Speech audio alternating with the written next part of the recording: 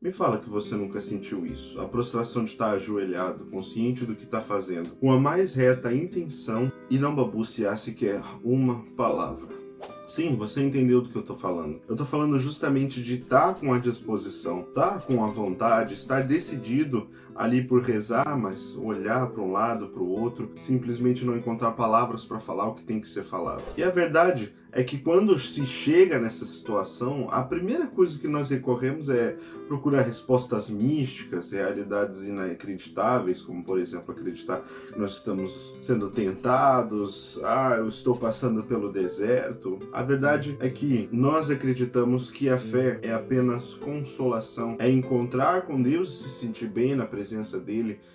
E não é exatamente isso que acontece. Então nós julgamos que estamos sendo tentados ou que estamos sofrendo o deserto porque na verdade não encontramos o que queremos. Eu acho que a resposta é um pouco mais complicada do que simplesmente dizer que chegou num deserto espiritual ou que está sendo tentado por um demônio ou qualquer coisa do tipo. Acho que nós podemos ir mais fundo. Acho que podemos entender esse problema com mais maturidade. A verdade é que o deserto espiritual não é uma realidade para amadores, não é uma realidade para iniciantes, não é uma realidade para quem ainda não conhece nem um pouco do que é santidade, ou pelo menos é assim que eu entendo que somos eu e você. Então beleza, se a gente não está querendo recorrer a uma perspectiva muito espiritualizada, para não parecer meio bobo, vamos tentar entender melhor o que é o deserto. Nós podemos buscar nas Sagradas Escrituras alguns exemplos de deserto, como por exemplo Noé. Noé é um exemplo daqueles que passam pelo deserto, mas passam pelo deserto com uma graça muito especial, uma graça diferente, que eu não sei se aplica muito bem a nós. Logo em seguida, nós temos então o deserto para o povo de Deus, que é um deserto diferente desse que nós falamos hoje em dia. Não é simplesmente o deserto espiritual onde nós estamos vazios, secos, às vezes até necessitados da graça de Deus. Sim, tem esse aspecto, mas ele não é o principal. O deserto do povo de Deus se trata de um deserto diferente, um deserto de infidelidade, um deserto de insensatez, daqueles que olharam para a graça de Deus e disseram não. Então é mais um deserto de arrependimento e não um deserto de purificação. Não é exatamente nessa etapa que eles estão. Nós podemos também tentar entender o deserto pela perspectiva de Jesus indo para o deserto e sendo tentado, mas sendo bem honesto, eu não sei se essa é a abordagem que nós vamos conseguir captar informações suficientes para resolver esse problema em particular. Quando você ajoelha e não consegue rezar, olha para o escuro e só vê de fato escuro e não tem nada lá. A verdade é que esse sentimento, ele é muito distante do sentimento que Jesus Cristo teve quando estava indo para o deserto. Jesus ia para o deserto em oferecimento ao Pai. Quando nós estamos nesse silêncio, é bem diferente. É por isso que eu acho que o deserto espiritual não se trata exatamente disso. E que esse problema que nós temos também não se trata exatamente do deserto espiritual. Então nós vamos atrás de João Batista, que intencionalmente vai para o deserto para se purificar. Esse sim vai para se purificar. Contudo, não é uma obrigação que ele recebe, é um ato da vontade. João Batista foi para o deserto porque ele reconhecia sua fraqueza. É bem diferente de onde nós estamos. Nós estamos num lugar de silêncio, não do silêncio do recolhimento, mas do silêncio de estar sozinho, de não se reconhecer como observado. Eu acho que não encontramos aqui a solução.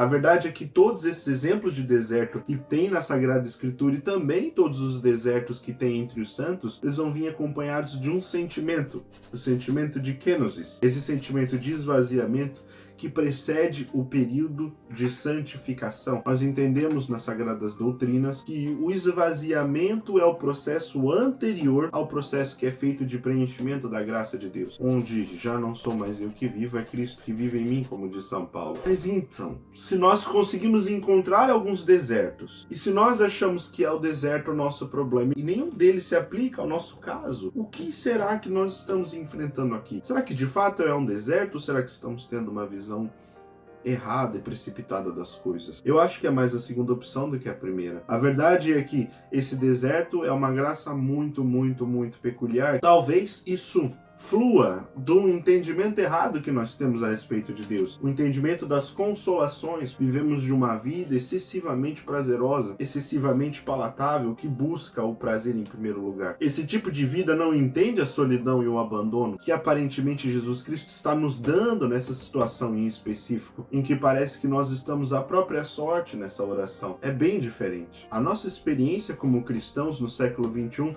sempre depende de alguma consolação. E por consolação entende-se um maior número de coisas, seja prosperidade, seja alegria, seja euforia, excitação, qualquer coisa. A verdade é que nessas situações parece que estamos mais preocupados com essas consolações em si do que com o objetivo ali discutido. Então tá bom. Se essa falta de oração não é uma tentação, também não é um deserto espiritual, porque nós ainda não chegamos nesse patamar. E nem sequer vai vir alguma consolação para nos movimentar onde nós estamos. Bom, quando chegamos nesse ponto, a conclusão pode ir para duas vias diferentes. A primeira é a vergonha. Sim, a vergonha. A verdade é que quando não conhecemos alguém muito bem, nós temos vergonha de falar o que sentimos. Mas se nós já chegamos até aqui, se nós já entendemos tudo aquilo que foi proposto, e se nós já vivemos tudo aquilo que vivemos, nós sabemos que não é a vergonha. Porque se fosse a vergonha, nós não teríamos nunca falado com Deus. Mas a verdade é que esse momento já passou, o momento da vergonha. Nós estamos em outro patamar. Então, se a vergonha não é o pote de ouro escondido no fim do arco-íris, é a resposta para a nossa pergunta.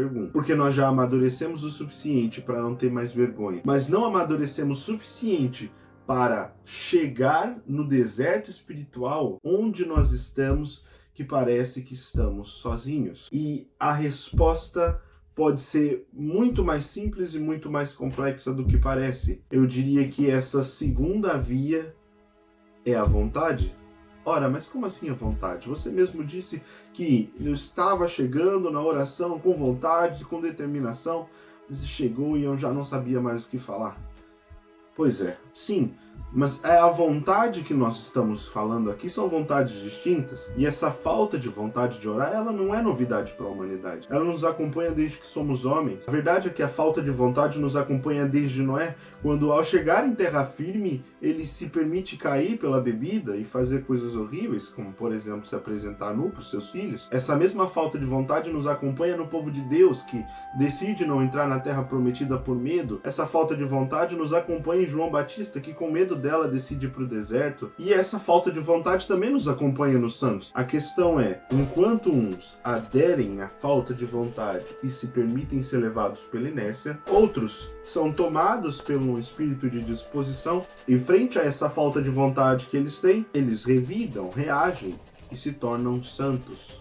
São Francisco, por exemplo, se não tivesse tomado a decisão pela pobreza, ia se encontrar na mesma situação que aqueles homens que seriam executados. Isso ele mesmo declara: sem a graça de Deus, eu estaria muito pior que esses homens. E não foi o único santo. O Santo Expedito procrastinou por muitos anos até conseguir de fato entrar na vida de santidade. Quando um corvo foi para ele em um sonho e disse: amanhã, deixe para amanhã. E ele respondeu energicamente, tomado por um ímpeto e uma disposição. Hoje, não foi o único santo que procrastinou. Temos Santo Agostinho, que viveu 30 anos de prostituição, até que finalmente se permitiu ser tocado pela graça e declarar posteriormente: tarde te amei. E Santa Teresa, que já fala dessa determinada determinação, certamente a diz porque sabe da sua falta de vontade. Essa falta de vontade não é falta de vergonha na cara, essa falta de vontade é falta de autoeducação. Nós, diariamente, especialmente no século XXI, estamos constantemente nos levando por estímulos mais fáceis, mais rápidos, mais ágeis. A verdade é que nós procuramos no Google ao invés de procurar no dicionário, que seria a maneira mais demorada e que exigiria mais esforço para conseguirmos obter algum conhecimento. A verdade é que se nós dependêssemos de buscar pela verdade hoje, pelas nossas próprias forças e o nosso conhecimento,